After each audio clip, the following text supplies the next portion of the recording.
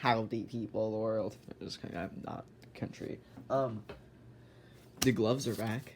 I forgot them in my Tahoe review. Anyways, this is review of Lego Ninjago Crystallized Nia's Samurai X MECH. I hope that's the name of the set. I believe that's the name of the set. Yeah. Big set. I haven't watched Crystallized, so if there's like some like information I like or an idea I think of, I don't know if that's pertinent to the show or not, because I haven't watched this season. I just haven't had the time to. But anyways, let's get to the minifigures. First off, we have Nia. The reason she's back in the Samurai mech is because she like lost her water powers. I have seen that part of Crystallized. I saw like the original 12 episodes they put up and didn't watch anything after that. Anyways, so two faces. I believe those are the normal faces Nia has. Yeah, pretty nice minifigure. I do like the fact that they now make the mech in her like actual like watercolors, because like back in all the previous versions the mech were red because its original iteration was red, because she wasn't the water ninja yet. Then we get Jay. I do like his outfit. He looks pretty snazzy. Then we get Sensei Wu. This flag on his back is super annoying because you can't stand him up without him falling backwards, so you have to like bend it this way. He has his dragon armor from the Hunted season, which is interesting. I don't know if that's like important to the show or anything, but the minifigure has it. I would turn his head around, but these gloves don't. That's what his face looks like if you were curious. This set does not include a beard for him, so if you want him to look normal, you have to keep his armor on. He gets a, turn his head a little more. And he gets a golden staff. Yeah. And then we get this kid. I think his name was Little Nelson. He was like the purple ninja for a while. He has the band, or not for a while, but like in like two sets. He has one face without a mask. These blue also that's a cool print. This is dual molded. Also, his katanas fall out really, that katana falls out really easily for some reason. Let me get that back up off the floor. But yes, those really good guys that come in the set. There's also Garmadon. Since I haven't seen the show, I don't know if he's a good or a bad guy, because I mean normally he is a villain, but he doesn't have like all the crystal details, which is why I'm not sure if he's a hero or a villain this season, because sometimes he's like good, sometimes he's bad. I don't know. He does not have a secondary face, but he has one of these Oni masks to clip onto his helmet, and I believe that's a new mask design. Two silver katanas, pretty basic. Sadly, he doesn't have 4 arms. Then we get Pythor. Since 2012, I've wanted Pythor, and it has taken me 10 years to finally get myself a Pythor. Pythor is so cool. Pythor is awesome. I have the first Pythor minifigure literally came out 10 years ago, and I didn't get one until the end of 2022. But yeah, he has a crystallized version of Jay's nunchucks of lightning, which is why Jay comes in the set, so you can get the nunchucks of lightning back. The head mold is really cool. Pythor is awesome. For the longest time, whenever I saw the minifigure online, I was always like, they should have made his mouth closed, because the mouth open is annoying. But now they have him in person, I'm like, yes, the mouth needs to be open. I couldn't imagine him any other way. Yeah, Pythor, pretty snazzy. Then we get the mechanic. I think this is his second time in Lego form, and the first one was in one of those like big, I forget exactly which set it was. I think the Ninjago City Gardens or Ninjago City Docks, but like those huge like $200 like base plate massive sets. A version of him came in one of those. But other than that, this is the first time like an actual normal set. But yeah, he has the same torso piece that Pythor did. And then we get one of the crystallized warriors. This is different from the one that came in the other set I reviewed, what was that one called? Crystal King's Temple, because that one had like the transparent pink all the way across his torso and down this arm, but this guy just has it on one half. The head mold is pretty cool. That's dual molded. Alright, now to the actual builds. First we'll go over this little dragon troglodyte looking thing. There's part of me that wants to make a joke review describing this as like the perfect thing Lego has made. Just, it's not even like super interesting. Actually, I do kind of like its build, but like I might just as a joke make a future just describing how this is like a perfect creature, even though it really isn't. But what I do like is what Ninjago does sometimes, what they've done in Crystallize, and they also did it back in, what was it called? The one with the ghosts. I forget what that season was called. What was it? It doesn't matter what it was called, but the season with all the ghosts, right? They had a bunch of little ghost dragons, all these cool little varieties. I don't think they really showed up in the show, but it was cool to have them in all the sets. You get like a collection of little like critters that make up the army too. Like the ghost energy is made individual animals, and this does the crystallized stuff does that too. Like this set, you have this dragon creature. In the Crystal King's Temple, you had an even smaller little dragon guy. I don't think any of the other sets have them. I have no idea if they show up in the show or not. But I do like when Ninjago does that, where they just put a bunch of like little elemental like manifestations of creatures throughout the sets as enemies. I like that. He has the SCCBS limbs there. His wings can do this. Although I wouldn't really call them wings. I'd call them more like the quills. What the hell? What the hell? He's falling apart. Let me get his body parts up off the floor if I can see where they went. There we go. Whatever just fell on the floor isn't important from this review because there was something on the desk behind me. You go back on? There you go. But what was I saying? Their arms, right? They do this with the feathers, or I would say those are like feather-like. I mean, they're crystals, but they remind me of like the feathers on like a theropod. He has 2 more on his back. He has tusks. Like his whole bottom mouth doesn't open; it's just the tusks, and they've opened independently. His head is on a ball joint. They redesigned the ball joint into socket molds, which I mentioned in my Venom review. And the legs can move around. Pretty cool little guy. So I'm curious what broke behind me. Oh, it's just a spike off of the Monkey Kid set. That's fine. I'll fix that later. Now we get the mech itself.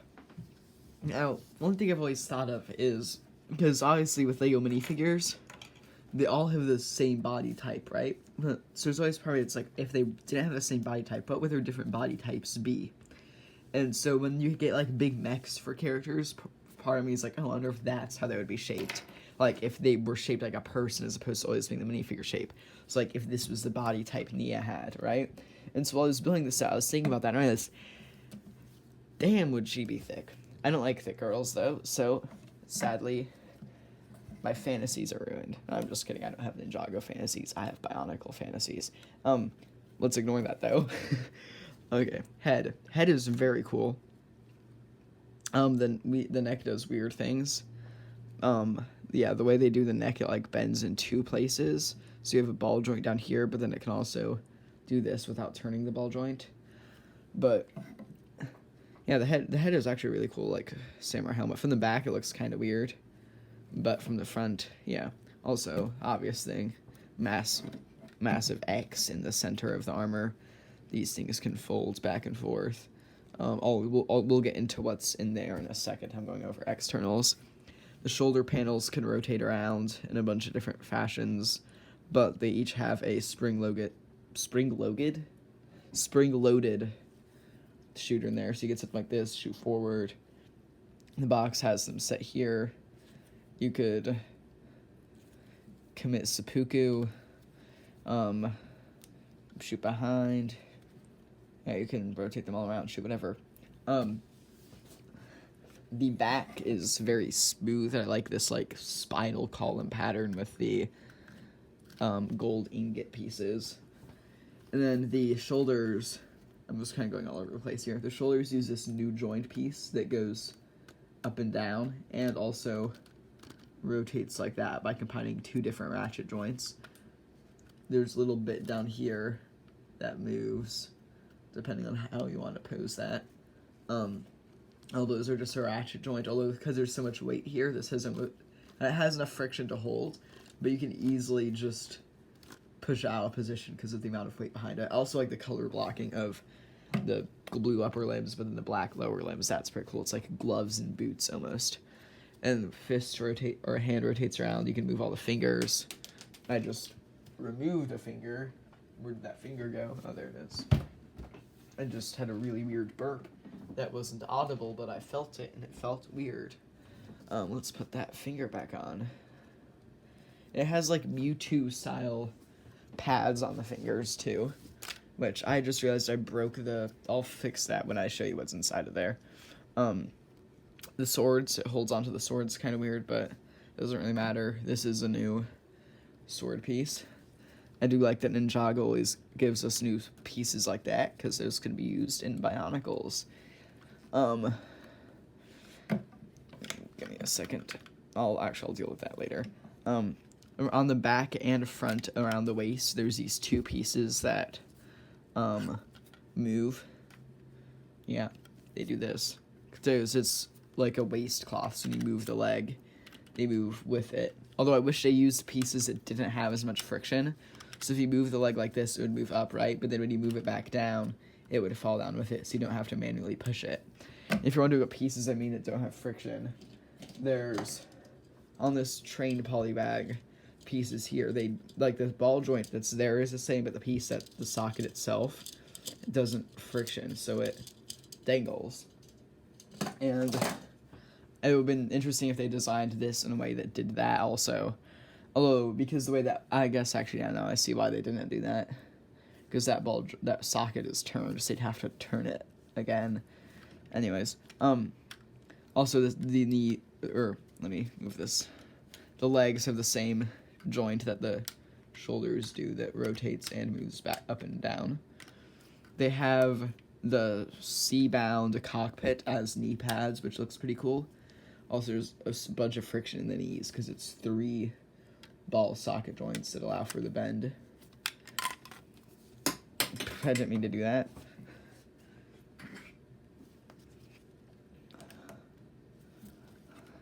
Yeah, the C-bound thing doesn't move past this point, so once you move the knee down, it's structured with that, and so it kind of leaves that exposed.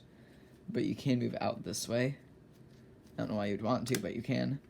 The feet don't move front and back easily, they only move sideways well, which, having the feet, the same thing with the Venom figure, having the feet move sideways doesn't make sense to me, because if you're gonna have, this is like, okay, that's just broken.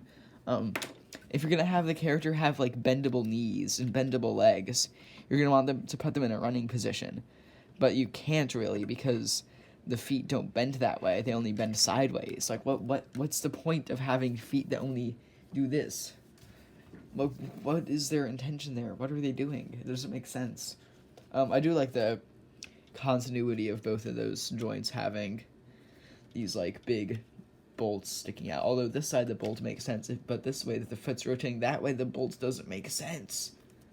What are they? They're making some weird design choices. Also, everything you see on here is a sticker. I forgot to mention that. And now let me take this off. Well, this is, yeah, the X is not very structurally sound. Where did part of it go? Alright, give me a moment. So I want to fix this so I can show how it's supposed to work if it didn't constantly break. It breaking might just be a me thing, but I doubt that it is, because this is really structurally stable. So here's the X, right? You have a clip here, or a bar there, and then 2 robot arms as clips up here. So when you want to get into the cockpit, first off, the head folds upward. Get the arms out of the way, kind of. So you attach this bottom bar, it goes there, right? And so when you want to open the cockpit, you just fold outward. That's what it's supposed to look like when you're putting someone in there.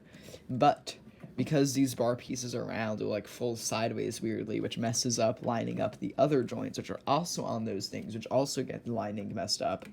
And then because they're just robot hands, or droid hands, the actual attachment they get on there isn't very sturdy, right? So you're supposed to have this be vaguely what the mech looks like when it's closed up. And to open it, you're supposed to just unclip those droid hands. But okay, well, that time it worked. But normally they really don't want to unclip, and everything gets broken and messed up. You can also... There's no friction holding it onto that clip. Here, there. Now it's open. Now we can actually get to what's in there. And what is in there? There's a drawing over here with the original Samurai X mech and the original 4 Ninja, along with some control panels. Over here, there's a diagram of the mech, and there's a place in there to seat Nia. If I can put her in there and get her swords out of her hands. So you can slide her down in there, close the mech up. If the hands will line up, which they really don't, this is just poorly designed. And I don't see a better way to, I mean, if I had time, I could think of a better way, Brian. It doesn't even line up. Why? What the hell? Actually, why isn't that lining up?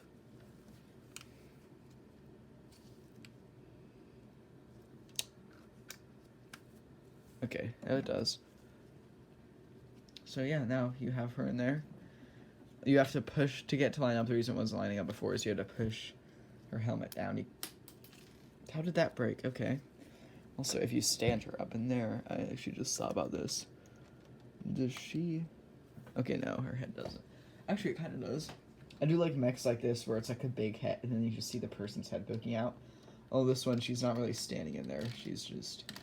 Or she's not, like, attached. I just set her down there. And her head doesn't poke up above the arm, so you couldn't really see it from the front. If you turn it sideways, it doesn't look like her head's poking up. It just looks weird. I forgot if actually, how well does it close? It doesn't close well if she's standing. Okay, yeah, anyways. That's the review of that set. Pretty decent mech.